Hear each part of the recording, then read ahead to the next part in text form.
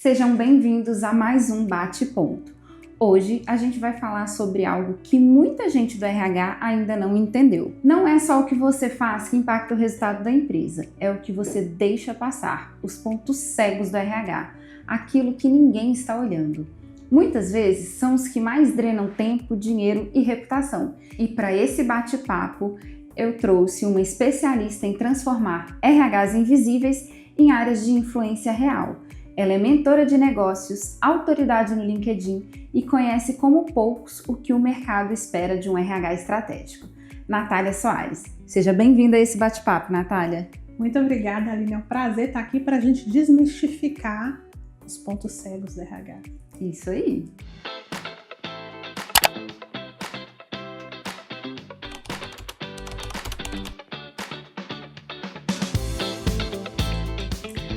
Natália, você fala muito sobre como o RH precisa sair da execução invisível. Quais são os pontos cegos mais perigosos que você vê hoje nas empresas? Aqueles que ninguém do RH está monitorando, mas que afetam diretamente a reputação e o resultado. São muitos pontos invisíveis, né, Aline, que hoje as empresas elas acabam deixando passar despercebido, né? Então, o primeiro passo é ali a falta de leitura estratégica dos dados que já estão no RH. Então, hoje, dentro do setor de RH, juntamente ali com o DP, esses profissionais têm acesso a muitas informações que não são utilizadas da maneira correta ali no seu dia a dia, para análise mesmo e para ser repassado de maneira estratégica para a gestão, né? Outro fator é ignorar padrões de sobrecarga dos funcionários, absenteísmo, inconsistências. São vários dados riquíssimos que estão mostrando um padrão. Sim. Você está tendo muita falta, você está tendo muita gente trazendo atestado, você está tendo turnover. Tudo isso são dados que trazem uma informação por detrás, que isso precisa ser analisado. E o terceiro ponto ali é perder a oportunidade de antecipar, por exemplo, riscos trabalhistas, né, e a cultura com o apoio do RH de uma maneira estratégica também. Então, esse fator também traz riscos para a empresa e gera muito prejuízo. Entendi. Então, Natália, como você trouxe, os dados de jornada, como atrasos, horas extras, absenteísmos, estão ali o tempo todo. Por que você acha que o RH ainda não usa esses dados como uma ferramenta de influência e tomada de decisões estratégicas? Aline, hoje o que eu percebo é que as empresas estão muito focadas em apagar incêndio. Qual é o RH que não vive apagando um incêndio? E isso é uma mentalidade muito reativa, né? Por isso, muitas vezes, eles não conseguem enxergar esses dados.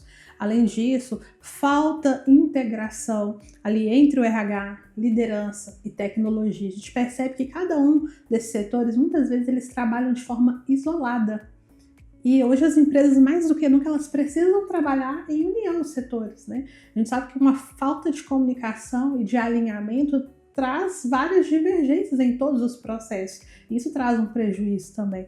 Além disso, a ausência de ferramentas. A gente ainda vê empresas principalmente pequeno e médio porte, que estão com dificuldade de trazer ferramentas que traduzam aqueles insights que a gente falou antes em insights claros que vão conseguir converter ali numa estratégia para ser aplicada. E, ok, com esses dados, com essas informações, como que a gente pode bolar ali um plano de ação para mudar essa situação, para que a gente não fique no vermelho mais, para que a gente saia dessa situação?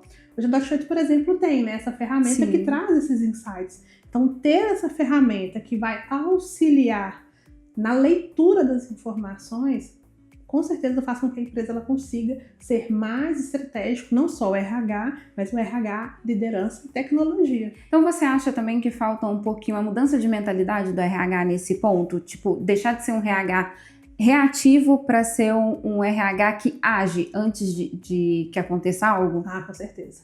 Com certeza, porque antes o RH era um setor muito silenciado. Sim. Né? O RH não tinha voz.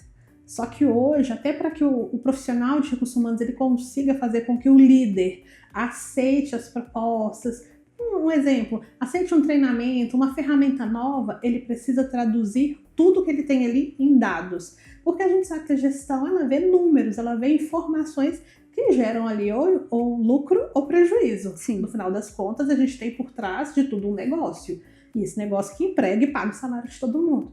Então é muito importante que o RH ele faça essa autoanálise como pessoa, trabalhe a sua mentalidade e entenda que, apesar do propósito que é lindo, que é fazer com que as pessoas se desenvolvam, elas têm um motivo por detrás desse desenvolvimento ali, que é o negócio.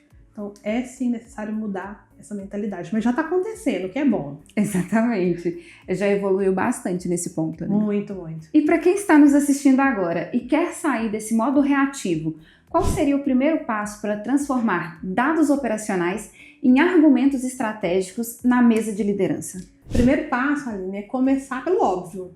Quais são os indicadores que eu já tenho hoje que eu já posso utilizar a meu favor e mostrar para a liderança? Então, por exemplo, a gente falou do absenteísmo. Esse é um dado que a empresa provavelmente já vai ter fazendo uma análise nos seus próprios arquivos, né, de ponto, por exemplo. A gente consegue ter noção disso. O turnover também.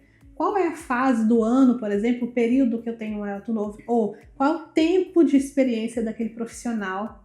Qual é o período de trabalho? Terceiro mês, quarto mês, quinto mês, que a maioria das pessoas que estão nessa empresa, elas pedem demissão. Qual é o motivo? Entender esse processo também. Quantas pessoas eu estou recrutando?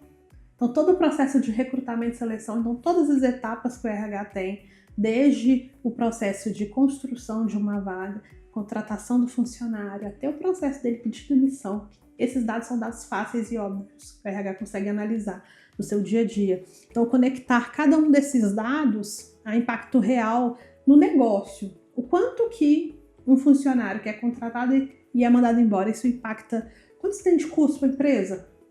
Quanto que isso gera de risco para a gente? Tanto em reputação, quanto também na questão de financeira, né? Então, todos os dados, eles conseguem ser metrificados desde que por trás de tudo isso a gente faça uma pergunta. Essa informação aqui, o que está me gerando de risco, de custo na reputação, financeiro, o que isso pode trazer de problemas lá na frente? E usar uma tecnologia que vai, né, entregar esses dashboards claros para a empresa, facilita muito esse processo para que ele apresente a liderança.